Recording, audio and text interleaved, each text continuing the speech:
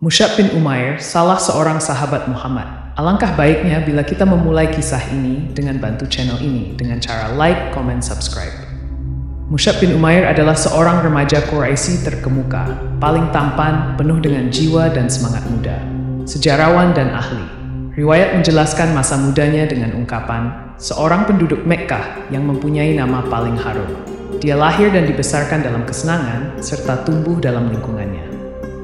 Mungkin tidak seorang pun di antara anak-anak muda Mekkah yang beruntung dimanjakan oleh kedua orang tuanya sedemikian rupa sebagaimana Musyab bin Umair. Mungkinkah anak muda yang serba kecukupan, biasa hidup mewah dan manja, menjadi buah bibir gadis-gadis Mekkah dan menjadi bintang di tempat-tempat pertemuan, akan berubah menjadi pelaku cerita tentang keimanan dan kepahlawanan? Demi Allah, kisah Musyab bin Umair atau yang dijuluki oleh kaum muslimin dengan sebutan Musyab yang baik adalah kisah yang penuh pesona. Ia merupakan salah satu di antara orang-orang yang ditempa oleh Islam dan dididik oleh Muhammad. Namun, bagaimana sosok sejatinya? Sungguh, kisah hidupnya merupakan suatu kehormatan bagi seluruh umat manusia. Suatu hari, anak muda ini mendengar tentang Muhammad Al-Amin yang mulai menjadi perhatian bagi penduduk Mekkah, bahwa Muhammad menyatakan dirinya telah diutus oleh Allah sebagai pembawa berita gembira dan pemberi peringatan, sebagai penyeru yang mengajak umat beribadah kepada Allah yang Maha Esa. Saat siang dan malam, perhatian penduduk Mekkah tidak lepas dari berita itu.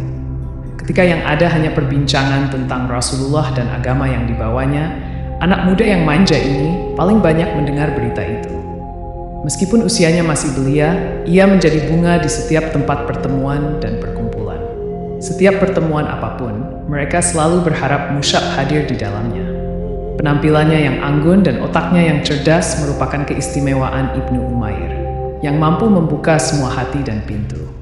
Musyab telah mendengar bahwa Rasulullah bersama pengikutnya sering mengadakan pertemuan di suatu tempat yang jauh dari gangguan dan ancaman orang-orang Quraisy. Pertemuan itu dilaksanakan di Bukit Syafa, di rumah Al-Arkam bin Abdul Al-Arkam.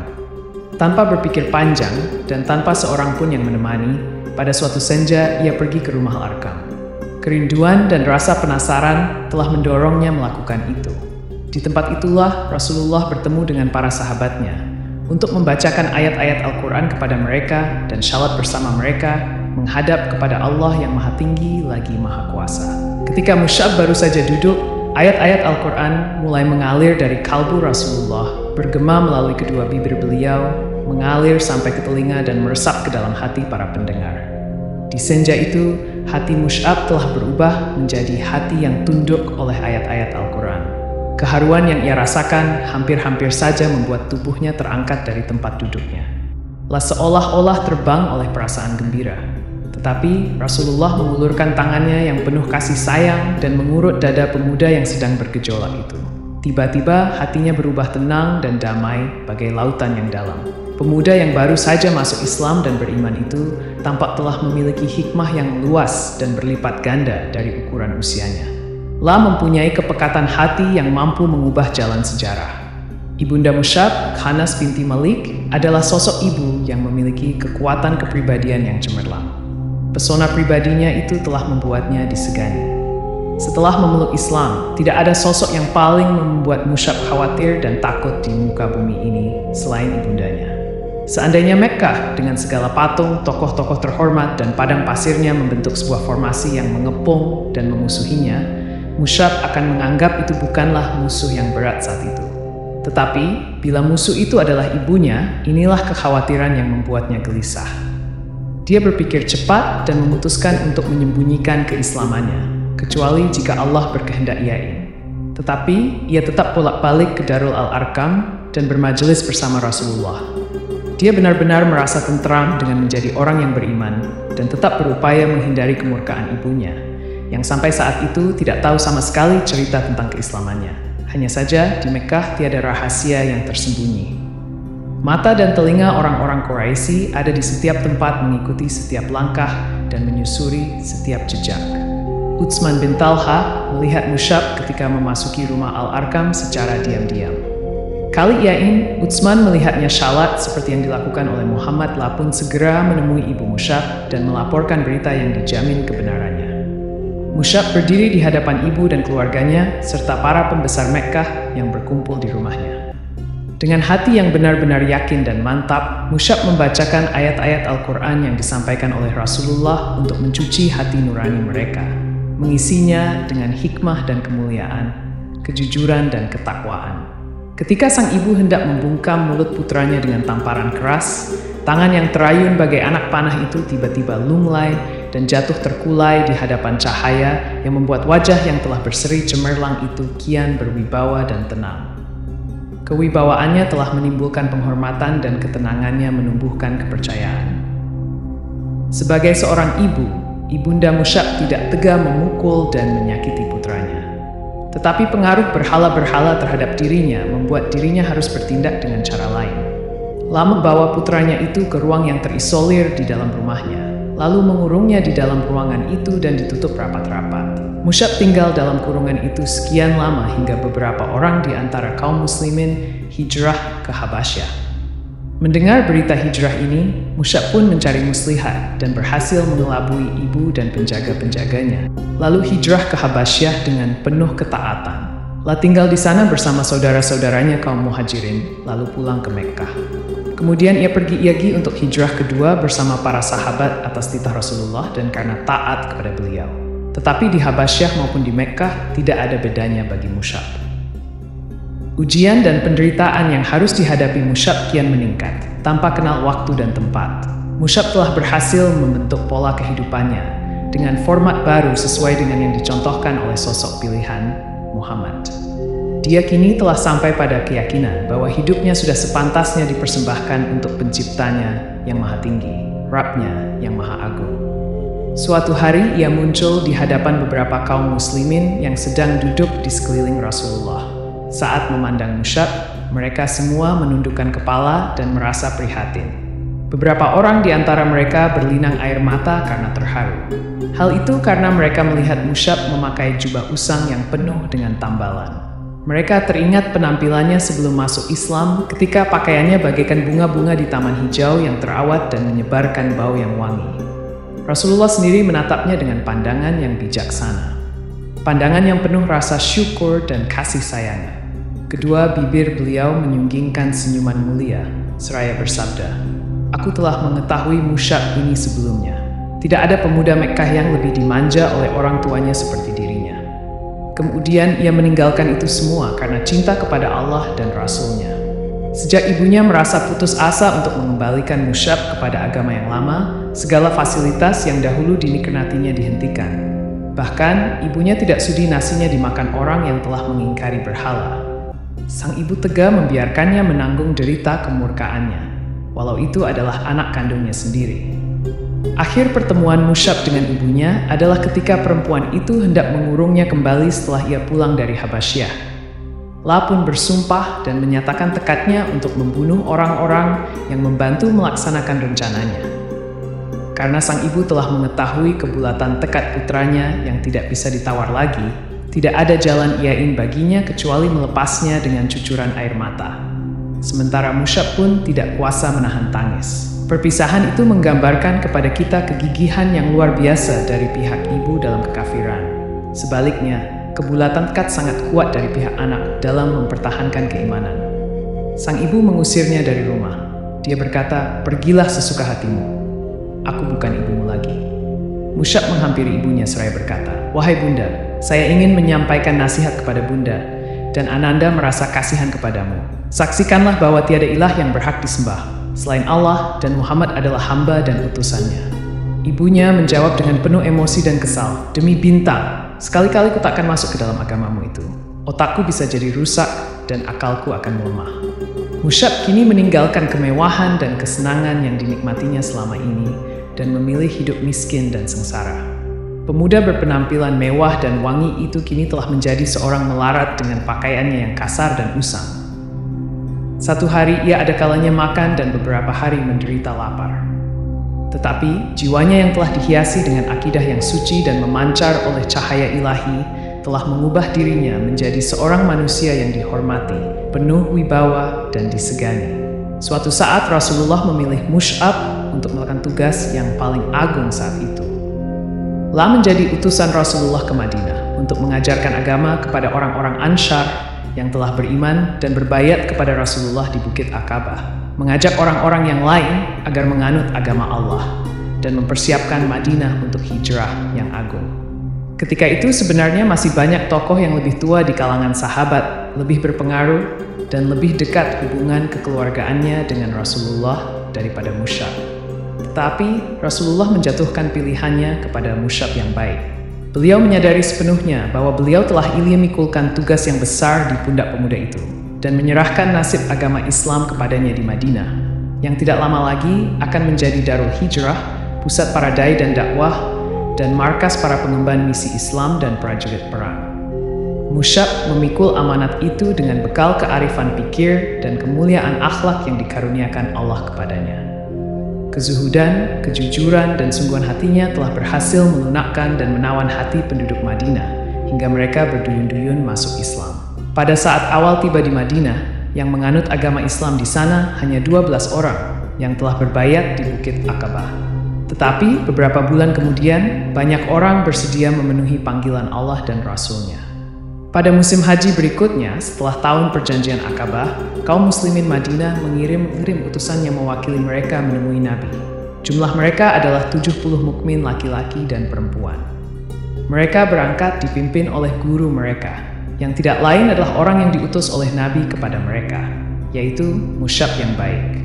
Dengan kesopanan dan kebaikan yang ditunjukkan, Musyab bin Umair telah menjadi bukti bahwa Rasulullah tahu bagaimana memilih orang yang tepat, telah memahami tugas dengan sepenuhnya, dan mampu menempatkan diri pada batas-batas yang telah ditetapkan. Telah sadar bahwa tugasnya adalah menyeru kepada agama Allah, menyampaikan berita gembira tentang agamanya, yang mengajak manusia menuju hidayah Allah, membimbing mereka ke jalan yang lurus. Tugasnya hanyalah menyampaikan agama Allah seperti tugas Rasulullah yang diimaninya. Di Madinah, Musyab tinggal sebagai tamu di rumah Asad bin Zurarah. La bersama Asad mengunjungi kabilah-kabilah, rumah-rumah, dan tempat pertemuan untuk membacakan ayat-ayat kitab suci Rabb-Nya yang telah ia ketahui. Mereka berdua menyampaikan kalimat Allah bahwa Allah adalah Ilah yang Maha Esa secara hati-hati. Musyab pernah menghadapi beberapa peristiwa yang mengancam keselamatan diri dan sahabatnya, yang nyaris celaka jika tanpa kecerdasan akal dan kebesaran jiwanya. Suatu hari, ketika ia sedang memberikan petuah kepada orang-orang, tiba-tiba disergap oleh Usaid bin Al-Hudair, pemimpin kabilah Abdul Asihal di Madinah. Usaid menodong Musyab dengan belati yang terhunus. Dia sangat murka dan sakit hati menyaksikan Musyab yang datang untuk menyelewengkan kaumnya dari agama mereka, membujuk mereka agar meninggalkan Tuhan-Tuhan mereka, dan menceritakan Allah yang Maha Esa yang belum pernah mereka ketahui sebelum itu. Tuhan-Tuhan yang selama ini mereka kenal bisa dilihat dengan jelas terpajang di tempatnya, dan bila seseorang berkepentingan, ia tahu di mana tempat Tuhannya. Dia bisa langsung menghadap Tuhannya untuk memaparkan kesulitan serta menyampaikan permohonan. Demikianlah yang tergambar dan terbayang dalam pikiran suku Abdul Asihal. Berbeda dengan Rabb Muhammad yang sedang didakwahkan oleh utusan yang datang kepada mereka itu, tiada seorang pun yang mengetahui tempatnya atau melihatnya. Saat kaum muslimin yang sedang duduk bersama Musyab melihat kedatangan Usaid bin Al-Hudair dengan membawa kemurkaan bagaikan api yang berkobar, mereka pun merasa khawatir. Tetapi Musyab yang baik tetap tenang, percaya diri, dan menunjukkan kegembiraan. Bagaikan singa hendak menerkam, Usaid berdiri di depan Musyab dan Asad bin Zurarah, seraya berkata, "Apa maksud kalian datang ke kampung kami? Apakah kalian hendak membodohi orang-orang yang lemah di antara kami? Tinggalkan segera tempat ini jika kalian tidak ingin mati." Bagaikan samudra yang tenang dan dalam, laksana cahaya fajar yang ceria dan damai, ketulusan hati, Musyab yang baik mampu menggerakkan lidahnya untuk mengeluarkan ucapan yang lembut. "Mengapa Anda tidak duduk dan mendengarkan dulu? Seandainya Anda menyukai, Anda dapat menerimanya. Sebaliknya, jika tidak, kami akan menghentikan apa yang Anda benci." Usaid adalah sosok yang berakal cerdas. Dalam hal ini, ia melihat bahwa Musyab mengajaknya berdialog dan meminta pertimbangan kepada hati nuraninya sendiri. La hanya dimohon bersedia mendengar, bukan lainnya. Jika ia menyetujui, ia akan membiarkan Musyab. Dan jika tidak, Musyab berjanji akan meninggalkan kampung dan penduduknya untuk mencari tempat dan masyarakat lain, dengan tidak merugikan orang lain ataupun dirugikan. Ketika itulah Usaid menjawab, "Sekarang aku insaf." Dia pun melemparkan belatinya ke tanah dan duduk mendengarkan. Ketika Musyab membacakan ayat-ayat Al-Quran dan menguraikan seruan yang dibawa oleh Muhammad bin Abdullah, X, dada Usaid mulai terbuka dan bercahaya, berdetak mengikuti naik turunnya suara, serta meresapi keindahannya. Belum selesai Musyab menyampaikan uraiannya, Usaid sudah berseru kepadanya dan orang-orang yang bersamanya, alangkah indah dan benamnya ucapan itu. Apakah yang harus dilakukan oleh orang yang hendak masuk agama ini? Mereka pun menjawabnya dengan suara tahlil yang menggemuruh bagai hendak mengguncangkan bumi. Kemudian Musyab berkata kepada Usaid, hendaklah ia menyucikan badan dan pakaiannya, serta bersaksi bahwa tiada ilah yang berhak diibadahi selain Allah. Setelah itu, Usaid meninggalkan mereka, kemudian kembali dengan rambut yang masih meneteskan air sisa bersuci. Lalu berdiri sambil menyatakan pengakuannya bahwa tiada ilah yang berhak diibadahi selain Allah dan bahwa Muhammad itu utusan Allah. Berita keislaman Usaid pun cepat tersebar bagai cahaya. Keislamannya disusul oleh kehadiran Sa'ad bin Mu'adz. Setelah mendengar uraian Musyab, Sa'ad pun merasa puas dan masuk Islam. Langkah ini disusul oleh Sa'ad bin Ubadah. Dengan keislaman mereka bertiga, maka selesailah sudah persoalan dengan berbagai suku di Madinah. Warga Madinah saling berdatangan dan bertanya-tanya antara sesama mereka. Jika Usaid bin Al-Hudhair, Sa'ad bin Ubadah, dan Sa'ad bin Mu'adz telah masuk Islam, apalagi yang kita tunggu? Ayolah kita pergi kepada Musyab dan beriman bersamanya. Kata orang, kebenaran itu terpancar dari celah-celah giginya. Demikianlah, duta Rasulullah yang pertama telah mencapai hasil gemilang. Keberhasilan yang memang wajar dan pantas diraih oleh Musyab. Hari berganti hari dan tahun demi tahun terus berjalan hingga tiba waktu Rasulullah bersama para sahabat beliau hijrah ke Madinah. Orang-orang Quraisy semakin terbakar oleh dendam. Mereka menyiapkan segala yang diperlukan untuk melanjutkan tindak kezaliman terhadap hamba-hamba Allah yang saleh. Perang Badar meletus dan kaum Quraisy pun harus menelan pil pahit yang menghabiskan sisa-sisa pikiran sehat mereka, hingga mereka berusaha untuk menuntut balas. Setelah itu perang Uhud menjelang, dan kaum muslimin pun bersiap-siap mengatur barisan. Rasulullah berdiri di tengah barisan itu, menatap setiap wajah orang beriman, untuk memilih siapa di antara mereka yang berhak membawa bendera perang. Beliau pun memanggil Musyab yang baik, dan akhirnya ia tampil sebagai pembawa panji perang kaum muslimin. Peperangan berkobar dan berkecamuk dengan sengitnya. Namun sayang, pasukan pemanah melanggar perintah Rasulullah. Mereka meninggalkan posisinya di puncak bukit setelah melihat orang-orang musyrik mundur dan menderita kekalahan. Perbuatan mereka itu secepatnya mengubah suasana, hingga kemenangan kaum muslimin beralih menjadi kekalahan. Pasukan kaum muslimin dikagetkan oleh serangan balik pasukan berkuda Quraisy yang menyatroni mereka dari puncak bukit. Mereka diserang saat dalam keadaan lengah dengan pedang-pedang yang haus darah dan mengamuk bagai orang gila. Ketika musuh melihat barisan kaum muslimin porak-poranda, mereka pun mengalihkan serangan ke arah Rasulullah untuk membunuh beliau. Musyab bin Umair menyadari ancaman yang berbahaya tersebut. Dia pun mengangkat panji perang setinggi-tingginya dan bagaikan raungan singa, ia bertakbir sekeras-kerasnya. Ia berjalan ke depan, melompat, mengelak dan berputar lalu menerkam. Ia memfokuskan semua upaya untuk menarik perhatian musuh kepadanya dan melupakan Rasulullah. Ia bertahan sendirian bagaikan satuan pasukan. Sungguh, walaupun seorang diri, Musyab bertempur laksana pasukan tentara besar. Sebelah tangannya memegang bendera bagaikan tameng kesaktian, sedangkan yang sebelah lagi menebaskan pedang dengan matanya yang tajam. Tetapi, musuh kian bertambah banyak. Mereka hendak menyeberang dengan menginjaknya tubuhnya untuk mencapai posisi Rasulullah. Sekarang marilah kita perhatikan saksi mata yang akan menceritakan saat-saat terakhir dalam kehidupan Musyab bin Umair. Ibnu Sa'ad menuturkan, Ibrahim bin Muhammad bin Syurahbil Ai Abdari menceritakan kepada kami dari ayahnya yang berkata, Musyab bin Umair adalah pembawa bendera di perang Uhud. Tatkala barisan kaum muslimin kocar-kacir, Musyab tetap bertahan pada posisinya. Ibnu Kamiyah datang berkuda, lalu menebas tangan kanannya hingga putus. Musyab mengucapkan, Muhammad itu tiada lain hanyalah seorang utusan yang sebelumnya telah didahului oleh beberapa utusan. Kini ia memegang bendera dengan tangan kirinya sambil membungkuk melindunginya. Musuh pun menebas tangan kirinya itu hingga putus pula. Musyab membungkuk ke arah bendera, lalu dengan kedua pangkal lengan, ia mendekap bendera ke dada sambil mengucapkan, Muhammad itu tiada lain hanyalah seorang utusan, dan sebelumnya telah didahului oleh beberapa utusan. Musuh menyerangnya kembali dengan tombak, dan menusukkannya hingga patah. Musyab akhirnya gugur, dan bendera perang pun jatuh. Musyab gugur, dan panji perang jatuh. Gugur sebagai bintang dan mahkota para syuhada. Hal itu dialaminya setelah mengarungi kancah pengorbanan dan keimanan dengan keberanian yang luar biasa. Saat itu Musyab yakin bahwa sekiranya ia gugur, tentu jalan para pembunuh akan terbuka lebar menuju Rasulullah tanpa ada pembela yang akan melindungi beliau. Karena cintanya yang tiada, terbatas kepada Rasulullah, dan cemas memikirkan nasib beliau bila seandainya ia gugur, maka setiap sabetan pedang menebas tangannya. Ia mengucapkan, Muhammad itu tiada lain hanyalah seorang utusan, dan sebelumnya telah didahului oleh beberapa utusan.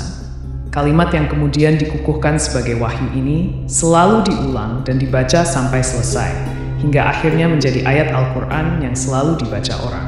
Setelah pertempuran sengit itu selesai, jasad pahlawan ulung yang syahid itu ditemukan dalam keadaan terbaring dengan wajah menelungkup ke tanah digenangi oleh darahnya yang mulia.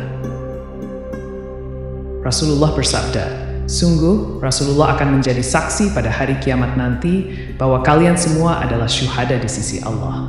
Kemudian beliau berpaling ke arah sahabat yang masih hidup dan bersabda, wahai manusia, berziarahlah dan berkunjunglah kepada mereka. Ucapkanlah salam untuk mereka. Demi zat yang jiwaku di tangannya, tiada seorang muslim pun yang mengucapkan salam kepada mereka sampai hari kiamat, kecuali mereka pasti membalas salamnya. Semoga keselamatan dilimpahkan kepadamu, wahai Musyab. Semoga keselamatan dilimpahkan kepada kalian, wahai para syuhada. Semoga keselamatan, kerahmatan, dan keberkahan dilimpahkan kepada kalian semua.